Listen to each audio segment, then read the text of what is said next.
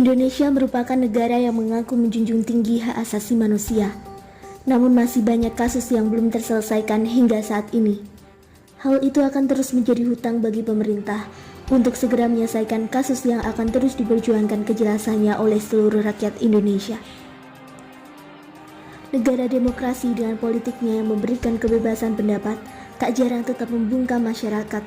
Komitmen pemerintah dalam penuntasan kasus HAM dipertanyakan karena sampai saat ini tidak ada kebijakan konkret terkait hal tersebut. 1998, mereka mendemonstrasikan menuntut Soeharto untuk turun dari jabatannya. Kejadian ini menewaskan 4 mahasiswa Universitas Trisakti di Jakarta, serta puluhan lainnya luka-luka. 18 tahun telah berlalu, sampai saat ini keluarga 4 mahasiswa yang tewas masih menyimpan kesedihan dan menanti keadilan. Apakah pemerintahan Joko Widodo berkomitmen menuntaskan kasus penembakan mahasiswa Trisakti itu? Asasi manusia itu adalah segala sesuatu yang sifatnya membatasi, bahkan menghalangi atau mengurangi dari kegiatan atau pendapat siapapun manusia. Itu adalah namanya melanggar hak asasi manusia. Maka kalau ada orang yang mengeluarkan, memberikan pendapat atau apa saja terus dibatasi atau bahkan dihalang-halangi, berarti dia sudah dirampas haknya. Seperti kejadian di Trisakti. Para mahasiswa bahkan bisa bilang para nasional yang menuntut kepada kepemerintahan untuk adanya pergantian dalam kepemimpinan. Maka dia mengeluarkan pendapat dengan mengadakan demo. Kenapa HAM di Indonesia itu tidak bisa selesai? Menurut saya sebenarnya bisa. Hanya saja yang berkuasa sekarang itu adalah para pelakunya. Sehingga apabila nanti diungkap dan diadili, ya, saya rasa akan mengganggu stabilitas negara ini juga. Apalagi sekarang kebebasan berpendapat dikekang oleh Undang-Undang ITE. Nah, kita sebagai mahasiswa harusnya lebih pedulilah terhadap permasalahan ini. Karena apa? Karena kita ini adalah generasi penerus yang nantinya akan mewarisi untuk mengurus bangsa ini dan negara ini. Saya kira tentang mahasiswa harus peduli dengan HAM itu adalah suatu kewajiban. Dimanapun tempatnya, HAM itu harus tetap ditegakkan. Kalau kita anti terhadap hal-hal semacam itu, tidak peduli lagi dengan HAM, lalu ada permasalahan-permasalahan negara, kita diam terus, ya lama-kelamaan bangsa ini akan rusak, negara ini akan bobrok, dan nanti masa depan kita mewarisi suatu bencana. Urusan HAM itu kan yang paling ngeri catatan sejarah itu kan Marsinah sebenarnya. Betul. Tapi tidak ada bukti yang secara konkret itu bisa ditampilkan gitu.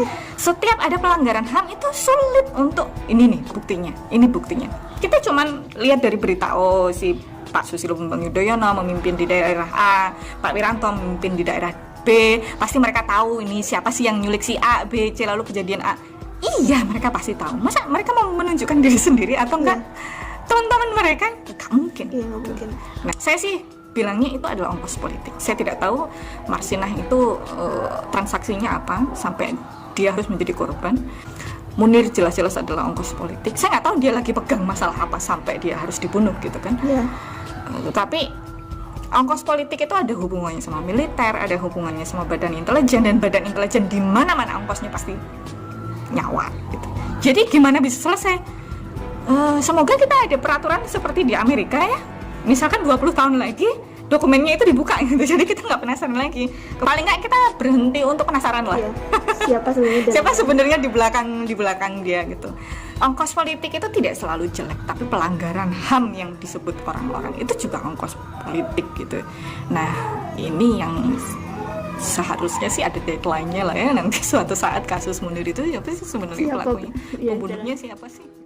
Halo, saya Dia Rizky. Bagaimana pendapat saya jika kita sebagai masyarakat biasa ingin mengubah Indonesia menjadi lebih baik, tapi justru malah menjadi korban ongkos politik? Menurut saya hal ini sangat disayangkan, mengingat Indonesia adalah negara demokrasi. Ongkos politik di negeri ini sangat besar, sangat mahal, terlebih banyak yang taruhannya nyawa. Contohnya kasus-kasus pelanggaran HAM yang ada di Indonesia yang sampai saat ini penyelesaiannya belum dituntaskan. Terlebih impunitas yang seolah-olah dimiliki pelaku karena dekat dengan kekuasaan menjadi momok bagi penuntasan kasus-kasus pelanggaran HAM di Indonesia. Partisipasi masyarakat yang seharusnya menjadi kunci untuk reformasi sistem dan mengubah Indonesia menjadi lebih baik justru dianggap sebagai borok oleh kekuasaan untuk menyerang sesama masyarakat sipil.